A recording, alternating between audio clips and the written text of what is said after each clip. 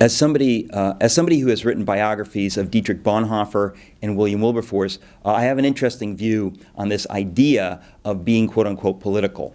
I think that we have seen in recent years good examples of how not to be political. We've seen examples of stridence. We've seen examples of people, in a way, making an idol of politics. When you make an idol of politics, God immediately says to you, stop that, don't do that, don't make any kind of an idol. It's not about winning, it's about obeying me, it's about loving your enemies, political and otherwise, and fighting in a way that is gracious and civil, even though it's passionate. Wilberforce and Bonhoeffer both give us examples of people who understood that you cannot shrink from politics. So there's a wrong way to do it. We've seen that. We don't want to do that. But to then say that I'm going to avoid politics and just quote-unquote proclaim the gospel, it's a fundamental misunderstanding of politics and the gospel, and it's a fundamental misunderstanding of God's calling to Christians to be political. We're called to be political God's way. William Wilberforce was a politician. He wasn't just political, he was a politician, but he was God's politician. In fact, there's a book about him called God's Politician. Dietrich Bonhoeffer was incredibly political,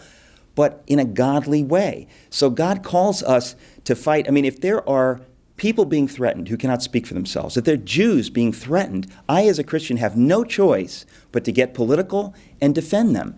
I got to do it God's way. If there are Africans being enslaved, William Wilberforce said, I have no choice as a Christian. I must get political. Now, I'm going to have to be political the way God calls me to be political, but there is no chance that I can avoid politics. For Christians today to think that somehow they can avoid politics, it's an absurdity. The question is, can you avoid fighting the wrong way?